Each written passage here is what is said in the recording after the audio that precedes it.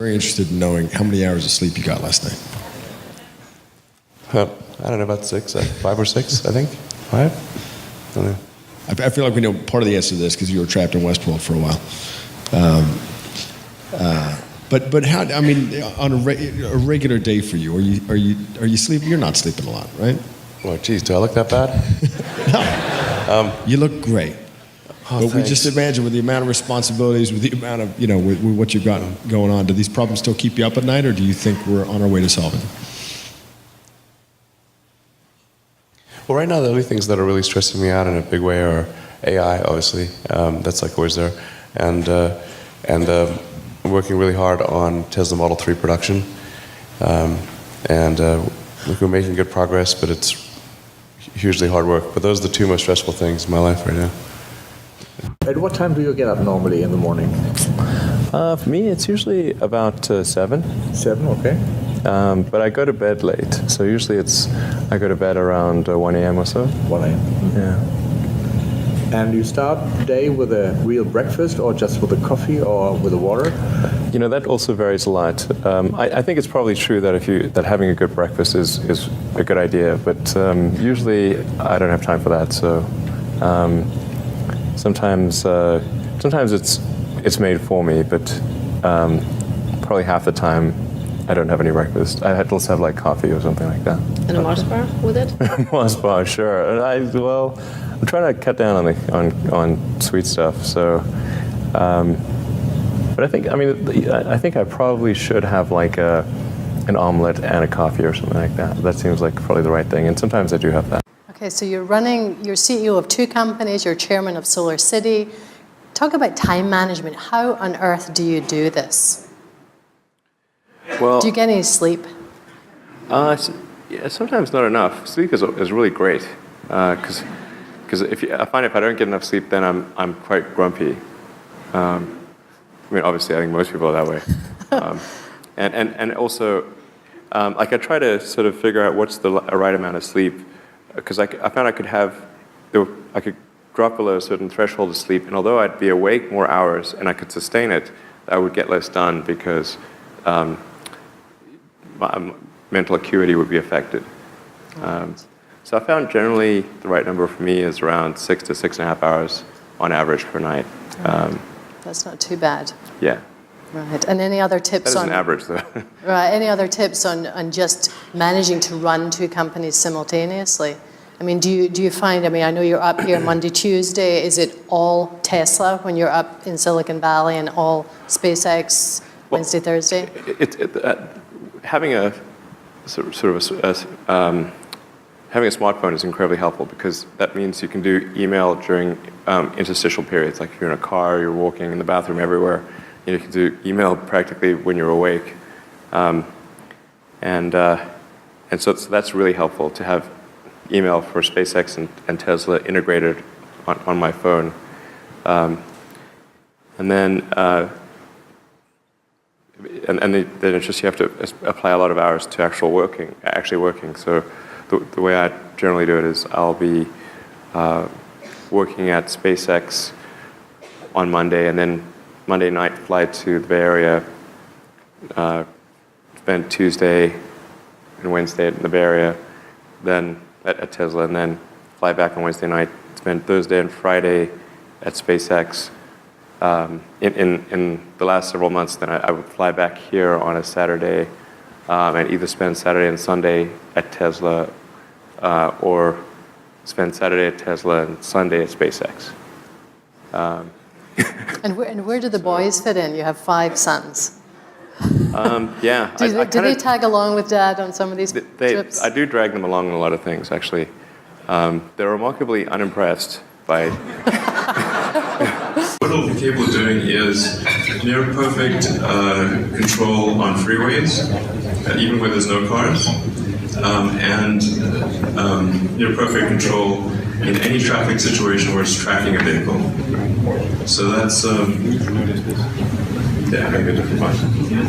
Hello?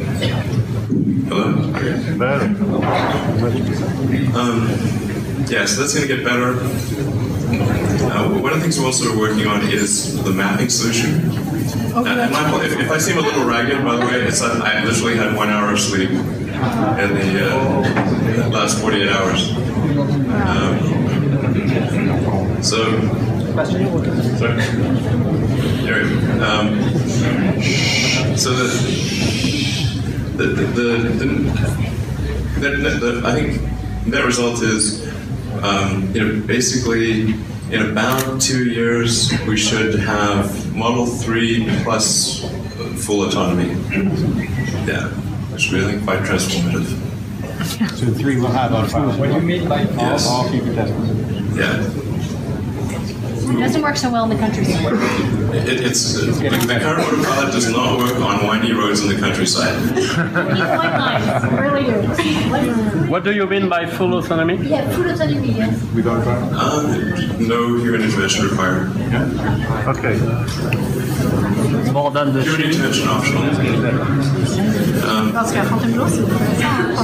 Probably 2 years, worst case 3 years. For that. That's the difference. Regulatory approval is a separate track. But in terms of if it being technologically done, it's in the 2 to 3 year time frame. And then we've got the Tesla Powerwall and Power Pack. Some of them are going to sound like, well, you've heard it before, but it's worth re-emphasizing. I think the first is you need to work, depending upon how well you want to do, and particularly if you're starting a company, you need to work super hard. So what does super hard mean? Well, when my brother and I were starting our first company, instead of getting an apartment, we just rented a small office and we slept on the couch.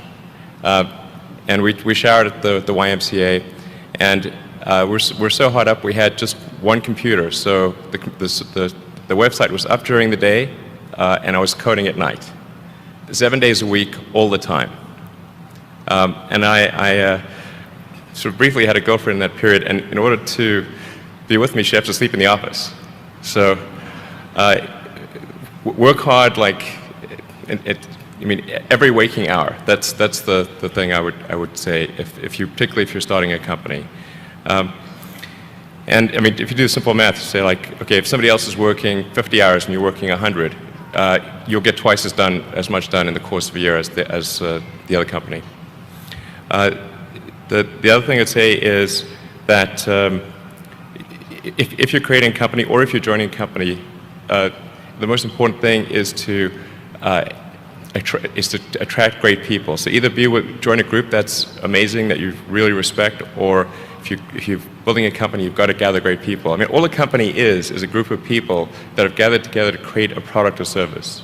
And so depending upon how talented and hardworking that group is, and the degree to which they are focused cohesively in a good direction, that will determine the success of the company. So do everything you can to gather great people if you're creating a company.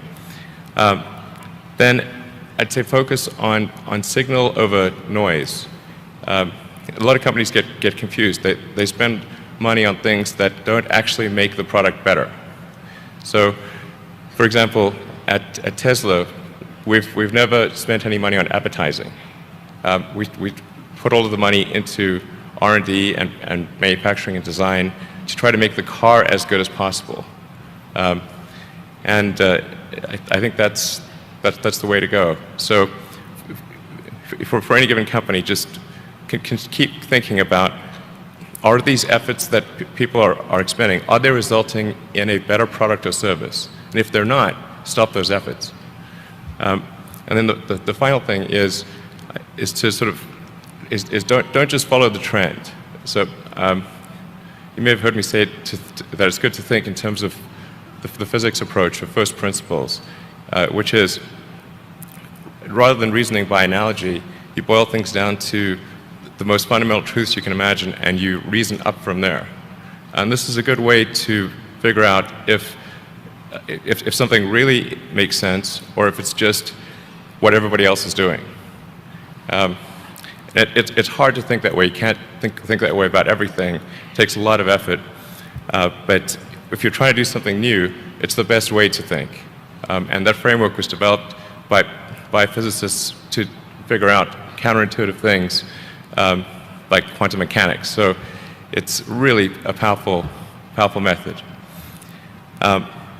Anyway, so that's, and then I think that the final thing I would encourage you to do is, now is the time to take risk. You don't have, yeah, you don't have kids. Your obligation. Well, sorry, probably don't have kids.